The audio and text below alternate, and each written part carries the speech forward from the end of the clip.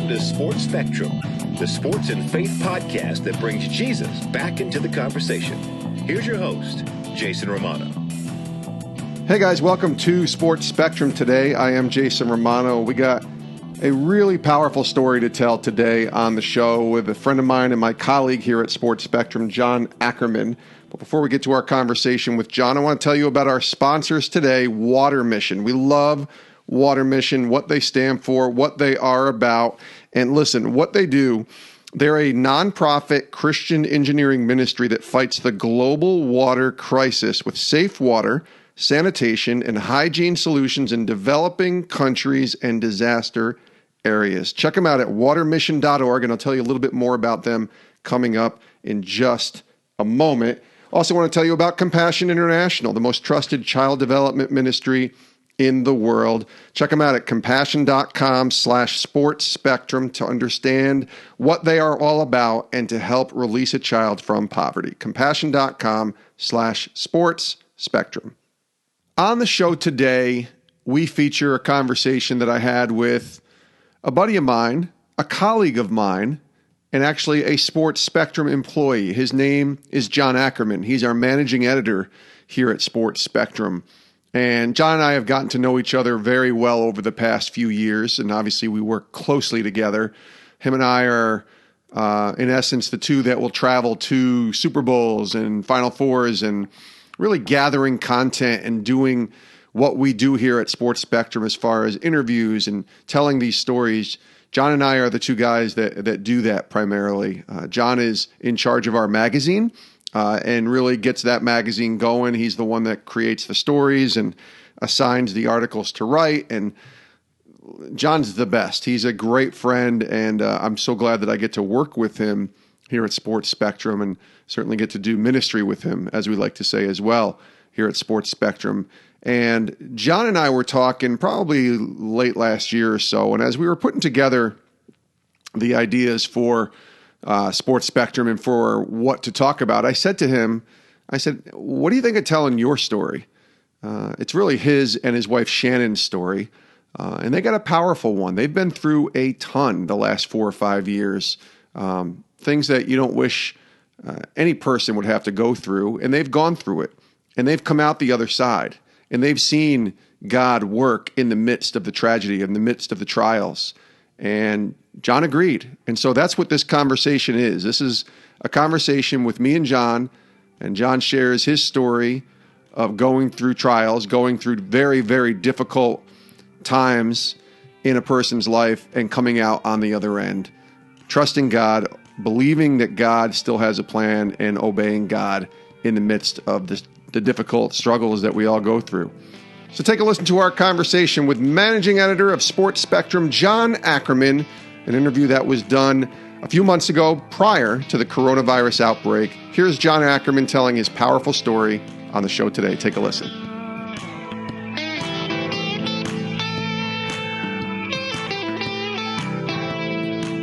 Jon Ackerman, welcome to Sports Spectrum.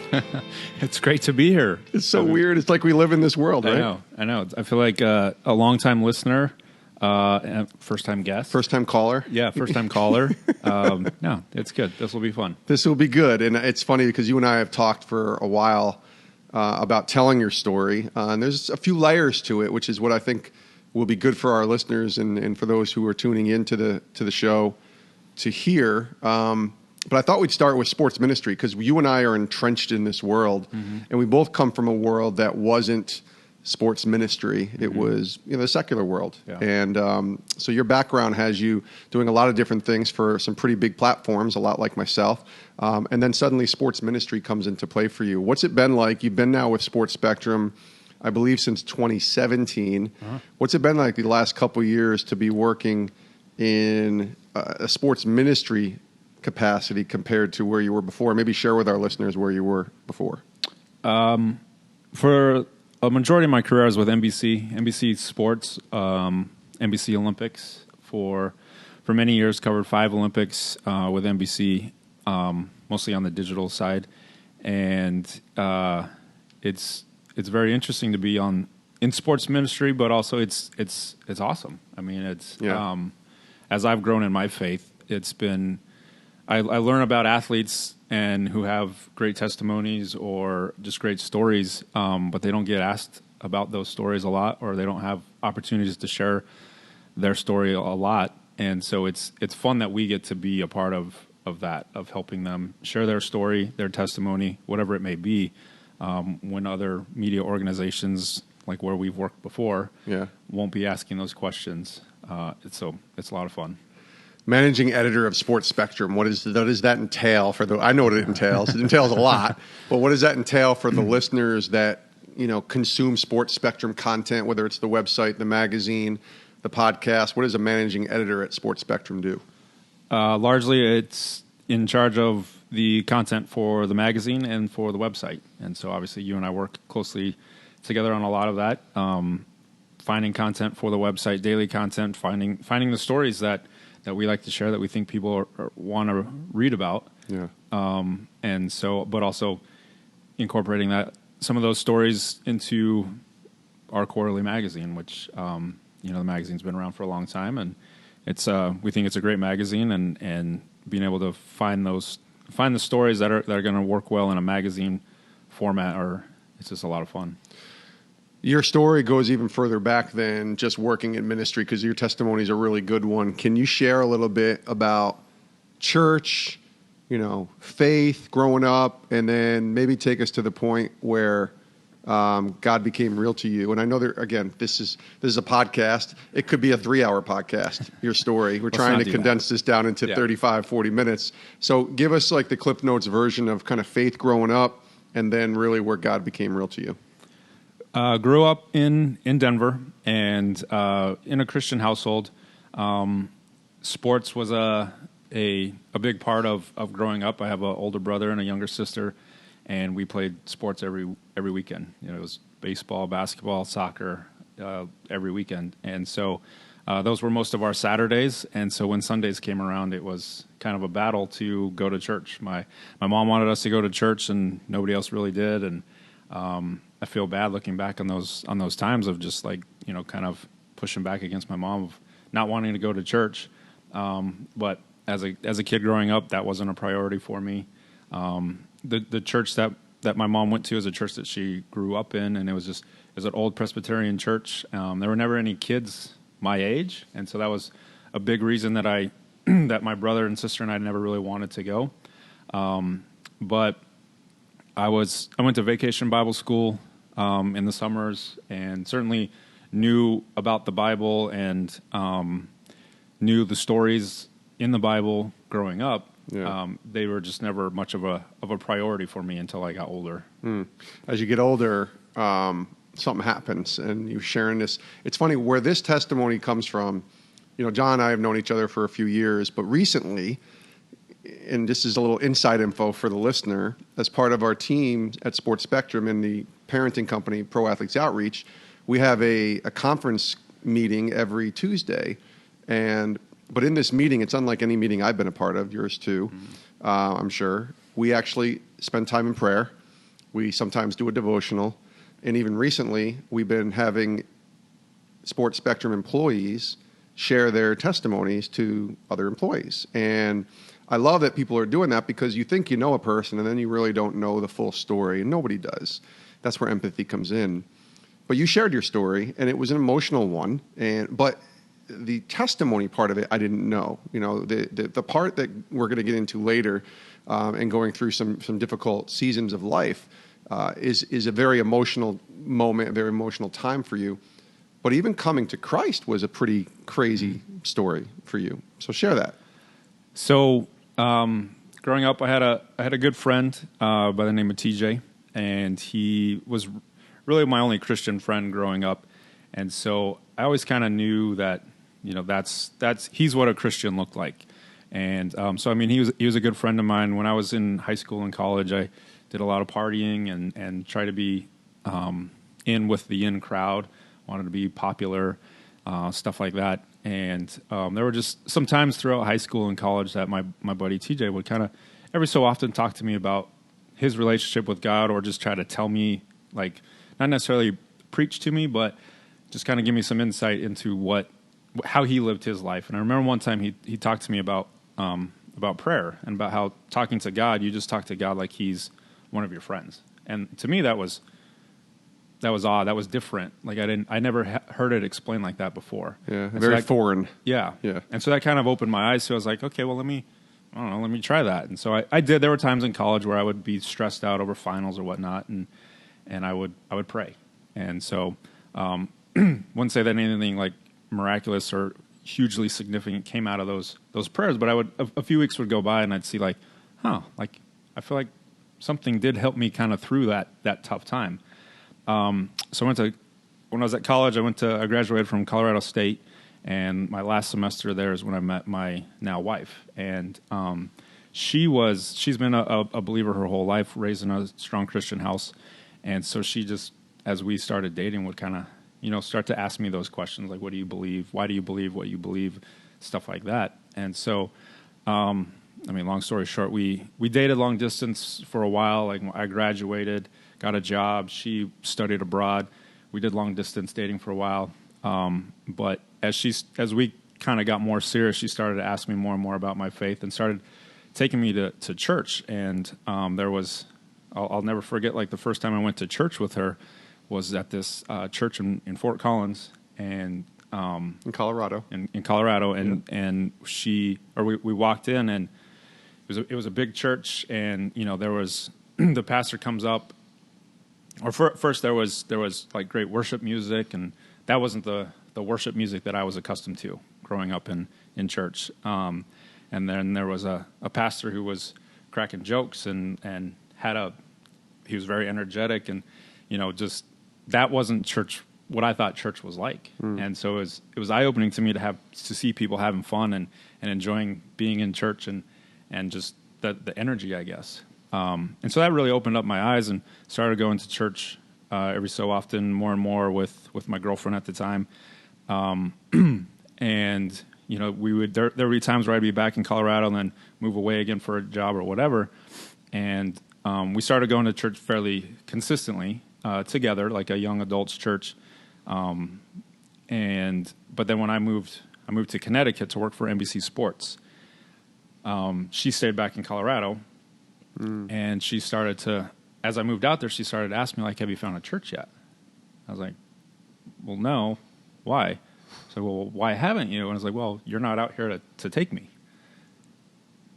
She's like, I don't need to take you to church. You can go to church on your own. Why wouldn't you go to church on your own? Yeah. And so that just kind of shifted my mind of like, I guess I am an adult, and maybe that is something I should be doing for myself. And so I was living in Stamford, Connecticut, and started looking for churches on my own, which was terrifying to me at first, but I could feel something growing inside me that I already had a desire to learn more about the Lord and what a relationship with Him might look like.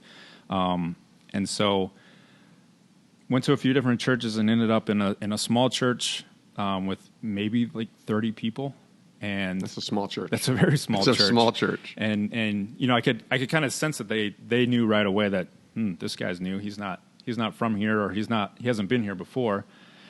But I sat down and I listened to the message, and just felt like the pastor was speaking to me. And I was like, well, I can relate with what he's speaking to me, or it hit me, and like I want to learn more about this, or I'll come back. I guess that was the biggest decision, was like, I'll come back to this church. Right. And so I started coming back, and did that throughout I covered the NFL for NBCSports.com, and so every Sunday I was working in the afternoons, which gave me time to go to church in the mornings, and kind of get through that NFL season. And I'll never forget, as the season was going on, the pastor would say, at the end of his message, if anybody feels like this message is speaking to you, or if God's talking to you, just, raise your hand. Yeah. And there were probably a few weeks go by where I felt that. Like, yeah, I think God might be speaking to me through this message, but I'm not raising my hand. I think you're not alone in that regards. And so I get through that NFL season, and it's like this work-wise, this weight had been lifted off my shoulders. I wasn't as busy. I wasn't as stressed with just work. And I'm driving to church like the Sunday after the Super Bowl, and just get this sense that you're going to raise your hand today. And it wasn't really like, I'm ready. I'm going to do this. I'm going to raise my hand today. It was more like, no, you're doing it. Like, something was telling me I needed to raise my hand that day. And so, sure enough, pastor goes through his message, asks the same question he had always asked, and I'm like, all right, now's the time. So I raised my hand, but not high, just barely high enough, like maybe above my shoulder just a little bit. Yeah. Didn't even think he would see me, but he saw me and came up to me after that service and said, "Hey, I saw that you raised your hand. I would love to pray with you." And that was the moment that I accepted Christ and gave my life to the Lord. It's such a good story, and I think there's a lot of relatable things in there for people listening of faith. That is raising your hand if there's even not just an altar call, but a raise your hand if you'd like to accept Christ moment.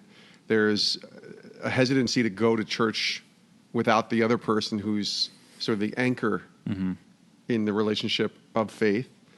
Go a little deeper in that, and especially your hesitancy early on, because it's part of it is you hadn't accepted Christ yet. I think you had to go see about a girl, as it says in Good Will Hunting, and so the girl, in essence, now your wife, is shaping how you're living your life in a lot of ways, right? But then she's not in the picture anymore. You're moved away. Why the hesitancy to go to church without her?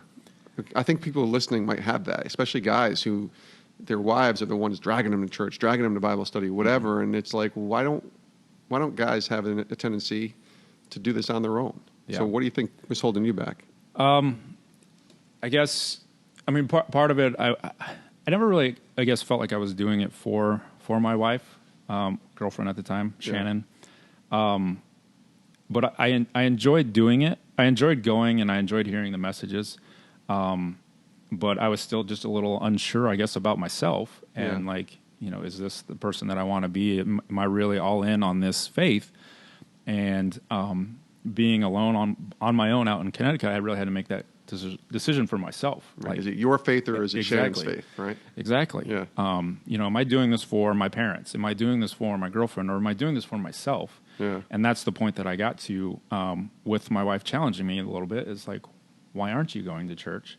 And so I had to make that decision. Am I doing it for myself or am I doing this for this girl? And when I asked myself that question, I'm like, no, it's for myself. Yeah. It's for myself. I want to do this for myself. I'm intrigued. I feel something inside me that is telling me there's more to life than just work and sports and success in your career. And so as I got that sense, I was like, all right, let me step up and go out here and find this church find a church on my own, do it myself. And the crazy thing about this church that I found, after I accepted Christ and gave my life to the Lord, it literally closed 3 months later. Within 3 months, the church closed. Talk about right place, right time. Exactly. Yeah. It really showed me that like God was pursuing me. Yeah. And I mean, who knows what else was going on, but like that church was open long enough for me to get my act together and raise my hand that one day. That's cool. What did Shannon have to say, or her reaction when you call her and say, "Hey, guess what? Guess what I just did?" She must have been going crazy, super happy. Well, she started crying. Well, and that shocked me. That's a good sign. And that shocked me because I was like, "Why are you crying?" Like, so I got home that day and I called her like I usually do, and we were talking on the phone. I told her, I was like, "Today I actually raised my hand." She started crying. I'm like, "Wow, what's wrong?" Yeah. Like, I thought like it's a good thing, right? And she's like, "Absolutely, it's a good thing." It was the happy crying, not the sad crying. Of course. Yeah. And then she said, "I've been praying for you for so long," and she's like, "My parents have been praying for you for so long, and my grandparents have even been praying for you for so long." And that's cool. And at first I was offended. I was like, "Why? Like, nothing's wrong with me. Like, why were they praying for me?" And as I've just grown in my faith, I understand why now, that they were just praying for me to have a relationship with the Lord and make sure that I'm giving my life to the Lord so that I'll be in heaven. Yeah. And so ultimately that was what they were praying for. I just didn't understand it at the time.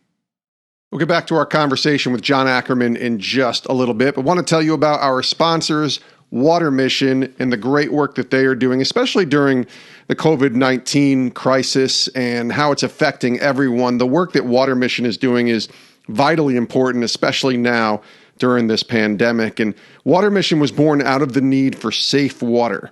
Following Hurricane Mitch in 1998, and since then has provided relief following some of the world's most devastating disasters.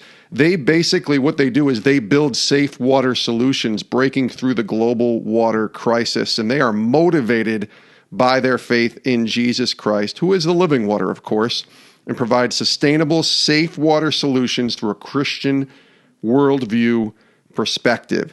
Here's what we're asking. We're asking you to go check out the website to see what they are about, to learn more, and to pray for them. Watermission.org. That's the website. Watermission.org.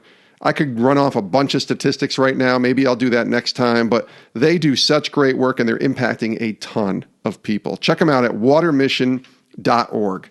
Also, thanks to our sponsors, Compassion International, the most trusted child development ministry in the world. And right now, they're focused on releasing children from poverty, of course, but with COVID-19, it's left nearly 70,000 children without a sponsor. And that's the capacity of an average NFL stadium. So as the world is in the grips of COVID-19, it has led to more than sickness. Parents can't work, food is scarce, and Compassion International's frontline church partners around the world are courageously delivering essential items to desperate children and families, often door to door. So Compassion right now is asking for your help. They're teaming up with pro athletes to help fill an NFL stadium. What they mean is responding to the challenge of these children that might not make it if they don't get sponsored. I hate being as blunt as I am there, but that's the truth. So we want you to check out their website, compassion.com/teamup. Compassion.com/teamup. Team up with these pro athletes. Let's help fill the stadium and sponsor a child. Please donate, because it is critical these next 12 months for these children to be sponsored. It could be very bad if they're not. And we believe that God is going to provide. We believe that God is going to make a way. And we believe that you and I coming together with these professional athletes can help fill the stadium and sponsor these children. Again, the website, compassion.com/teamup, and join the fight to end poverty and release these children from poverty in Jesus' name. Now back to our conversation with Jon Ackerman, managing editor of Sports Spectrum, right here on Sports Spectrum. So you get married to Shannon. Mm-hmm. She's now Shannon Ackerman. And your story has a bunch of twists and turns in that, because you moved back to Colorado, mm-hmm. and you're with her and you're trying to figure out this whole job situation. But personally, life is, as for most people, they get married, they want to start a family, and you guys have been able to start a family, but it's not been without its bumps. And you've had some definite trials in your story. And this is where, it gets hard for a lot of people, but I think it's an important story to tell, because as you've discovered in telling this story, you're not alone. And there are other people who go through similar things. I guess just start with the story, you and Shannon, and the idea of wanting to start a family, and then everything that takes place after that. Yeah. So we got married in 2008, summer 2008, and moved to California soon thereafter. We'd always wanted to live in California, so we moved out there, and we always talked about having a family, and it was we both were kind of in agreement of let's wait 5 years, let's get married, and let's enjoy being married and figure ourselves out as a married couple before having kids. And so we did that, and then we lived out in California for a couple of years, moved back to Colorado where both of our families are, and then got pregnant in late in 2013. Had our first baby in July of 2014. Our daughter Callie, who was awesome. Daddy, I've met Callie. She is awesome. And all was good with the pregnancy. Nothing. I mean, she was a healthy baby. Mom was healthy the whole time, and so never really would have had any indication that anything could have been wrong. Yeah.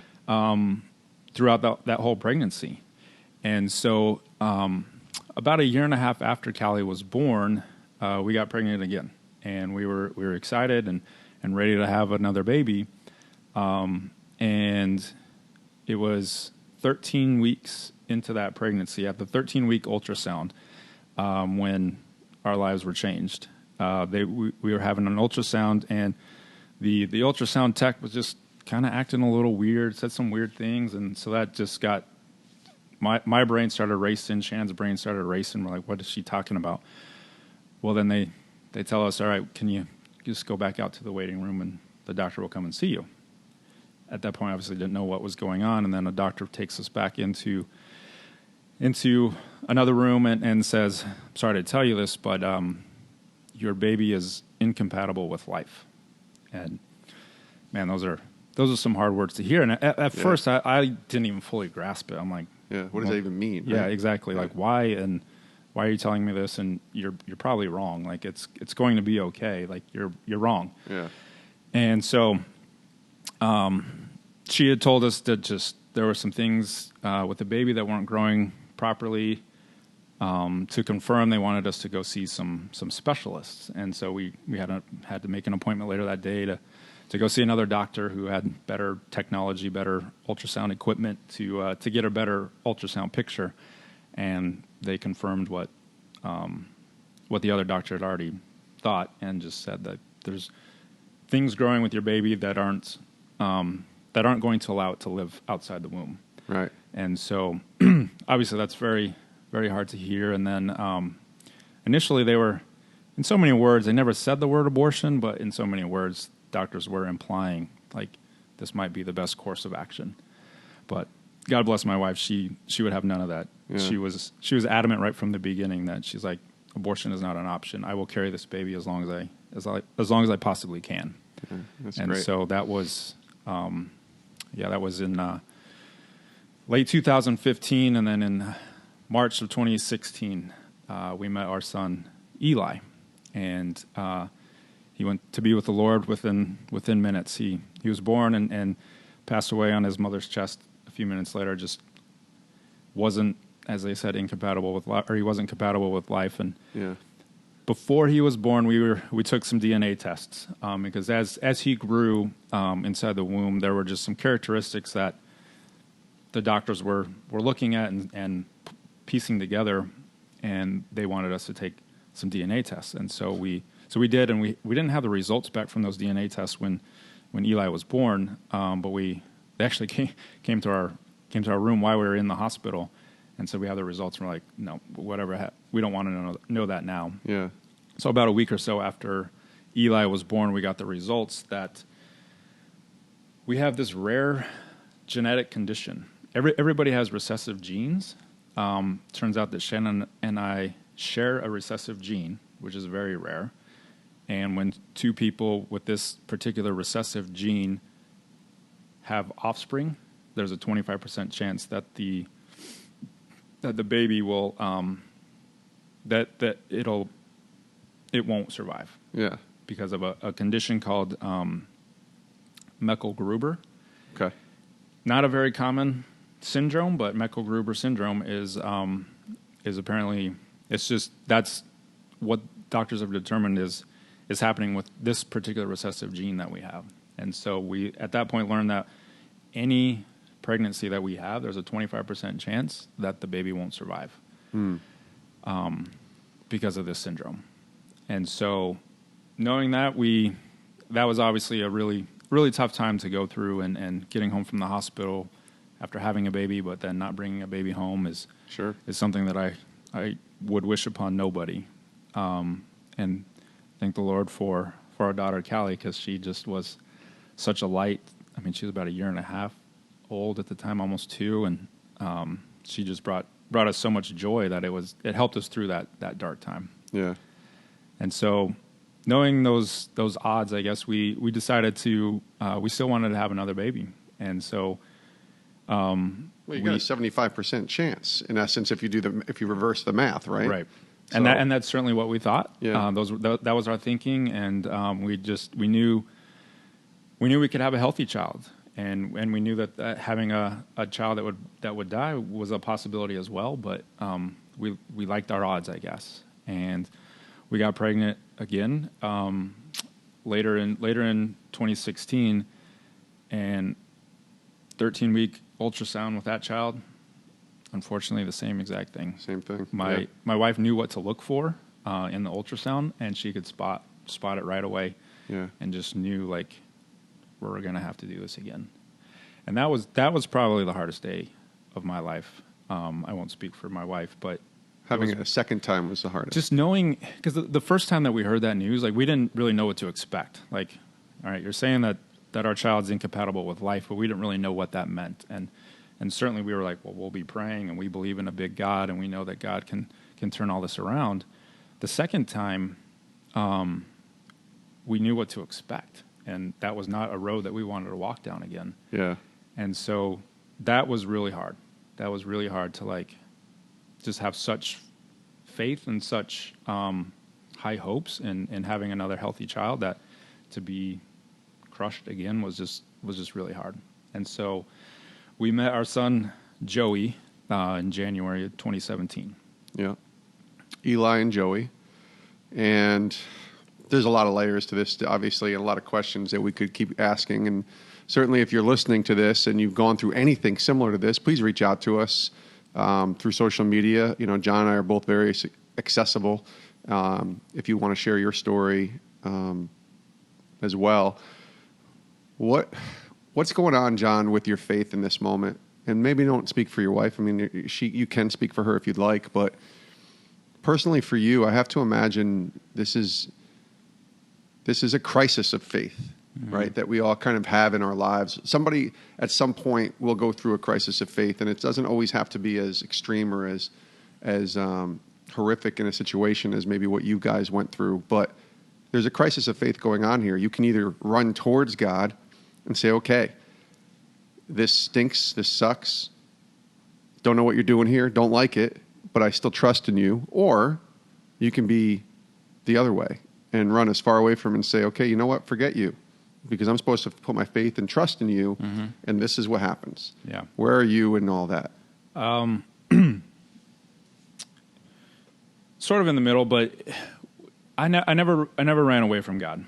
I never... Sure, there was anger. There was questions of, God, why would you allow this to happen? Like, what's the point of this happening? You know, let alone happening once, let alone twice. So there was a lot of questioning and frustration and anger. But I never doubted God. I mean, I believed in His goodness, and I knew that it was tough to see it in that moment. But then I could turn around and see my daughter and see God's goodness in her. Yeah.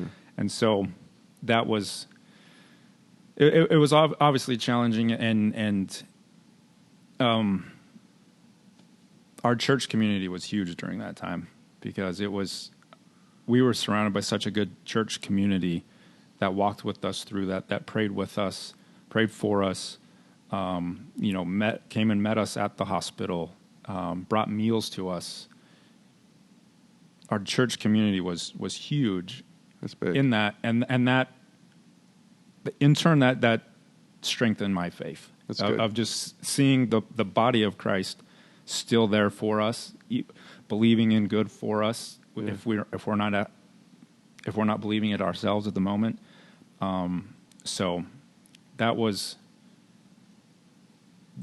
what I remember the most, I guess, through that challenging time, is just family and friends and people, some people that we didn't even know, just reaching out to lend a hand in one way or another. So you saw Romans 8:28 lived mm-hmm. out in a lot of ways, which is, I believe it says, God works for the good, all things, for those who put their faith and trust in mm-hmm. Him. And we also met some... How do you find good in that? Is, I think a lot of people might say, but that's the good, the mm-hmm. community, the people showing Jesus to you. Yeah, absolutely. And I mean, we've met some wonderful families through going through what we've gone through, and one in particular would be the Heaney's, who are a family who has been through something very similar to our situation. They actually started a foundation called String of Pearls, and it's based out of Colorado, but they help families all over the country, and they had gone through something similar and didn't have anybody to turn to, and so they started a foundation to walk with families through something like this, and we've become really good friends with them. I mean, we're just so lucky that we lived close to them, that we could meet them and become friends with them, and that is something good that we have seen come out of this situation for sure. As we put a bow or wrap it up here, we got a few more questions and a few more minutes left on the show. There's a payoff, obviously, on this, because it wasn't the third time's a charm, if you will, in terms of what happened, but it was the fourth time, right? So you try one more time, and what happens? So after losing our son Joey, we knew that IVF was an option, in vitro fertilization. We knew that was an option. It's primarily an option for couples who are having just issues getting pregnant, troubles getting pregnant, and that wasn't necessarily our problem. But with IVF, they could test embryos right away.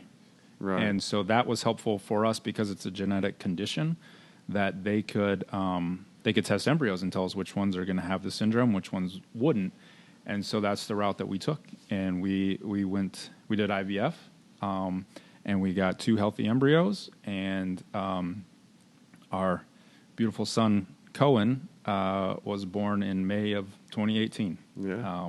After doing IVF, and he's a little over a year and a half now, and man, I fall in love with that boy more and more every day. So it was a long journey, and man, he's such a blessing. Yeah.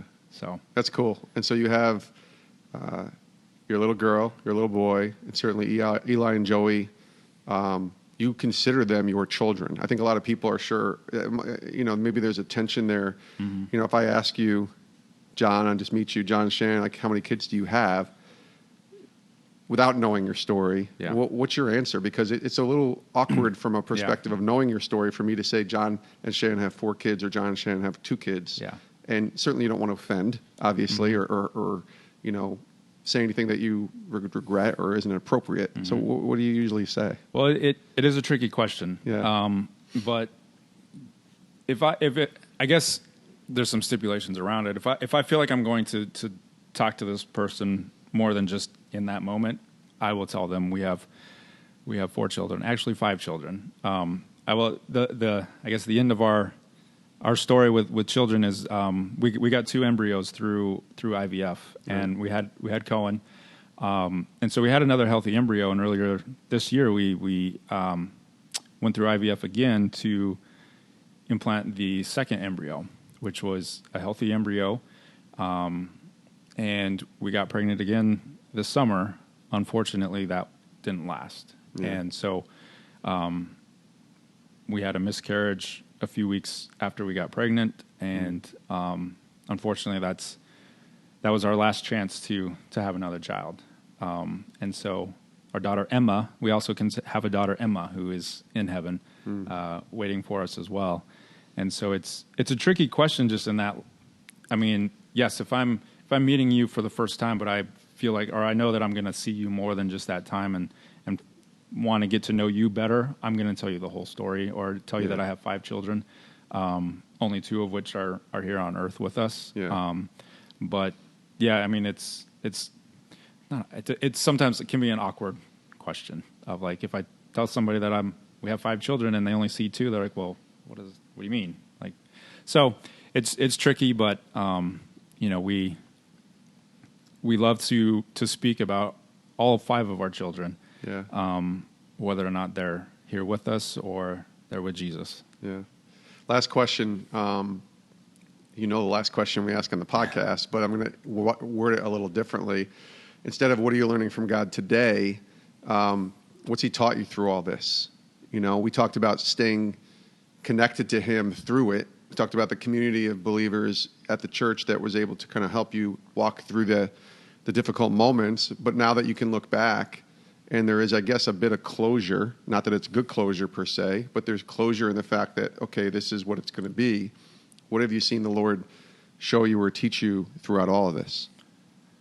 I think the thing that's standing out the most is that there are seasons in life, and some are really good, some are really bad, some are in the middle. But we all have hills and valleys in our lives, and the one constant is that God's with us through them all. He's with us in the high moments, He's with us in the low moments, and so my wife and I and our family is in a really good place right now, and so we're grateful for that because we know that hasn't always been the case, but we're thankful for where we're at right now, and we're just so blessed by the two children that we get to wake up to every morning, and we love our little family. Yeah, that's good stuff. He is Jon Ackerman. He's the managing editor here at Sports Spectrum, but his story is a lot bigger than just what he does for a job. And thanks, buddy. I'm glad we were able to do this. Yeah, me too. This was fun. It was good. Thanks for having me on. Again, I think it's important for you listening to remember, if you have a story, and even if it's a really painful one like Jon and Shannon's, I think it's important to come to a point to be able to tell it, not because you're trying to just get it out there, but because it can help somebody else. Yeah. And we all have that. I have that. You have that. And the more we tell our stories, the more it opens up opportunity for others to relate, to heal, and to then get confidence in their own life to share their story. And that is our hope. Yeah. By sharing stories, if it can help one person, then it's worth it. Then it's worth it. And I believe that's why the Lord puts us through certain situations so we can help other people. Absolutely. I agree. Thanks, buddy. Appreciate you being on the show. Absolutely. And many thanks to Jon Ackerman, managing editor of Sports Spectrum, for joining us here on the show today. I work with Jon every day, so I know what he stands for, what he's about, and there is not a better person that I know than Jon Ackerman. He is the best, and I'm so grateful to have him as a friend, and not only that, but to have him as a partner in crime, if you will, working each day to day, literally every day on Sports Spectrum, whether it's the magazine, whether it's stories on the website, whether it's managing our content on the website, whether it's this podcast that Jon has helped me with, and other Sports Spectrum ventures, the one-offs that we do and the things that people don't see. Jon is a great guy, and he's a great colleague, and I'm glad that he's willing to tell his story because I know it can help a lot of people, and I'm glad that we were able to bring it to you today here on the show. Thanks to Jon for joining us here on Sports Spectrum. You can reach him at via his email, john@sportspectrum.com, john@sportspectrum.com, or you can reach me, jason@sportspectrum.com, or reach us both. But either way, we just are thankful to Jon for being willing to share his story here today on the show. We're also thankful to our sponsors, Water Mission. Check them out at watermission.org, fighting the global water crisis. They do such great work. Check them out over at watermission.org. And then we talked about Compassion International and teaming up to fill a stadium. The critical time this is with COVID-19 to sponsor these children. 70,000 kids potentially not getting a sponsorship in 2020 because of COVID-19, and we can do something about that by sponsoring a child right now. So check them out, compassion.com/teamup, compassion.com/teamup, and sponsor a child today. Also want to direct you to our website, sportspectrum.com. That's the place where really Jon Ackerman and I and our colleagues here at the Ministry of Sports Spectrum, that's where we live all day long. There's content there every single day. A morning devotional to start your day right with Jesus. There's articles on the intersection of sports and faith all day long being posted and updated. And then every single podcast is there as well, including other podcasts now as a part of the Sports Spectrum Podcast Network, which you can go check out over at sportspectrum.com. So definitely check out our website there, and then check out our social media pages, Twitter, Instagram, Facebook. You can subscribe to our YouTube channel. We are everywhere. If you just look for us, search Sports Spectrum, and you will find us there. Thanks so much for tuning in, and we'll see you next time right here on the show. I hope you all have a great rest of your day. This is Sports Spectrum. See you soon.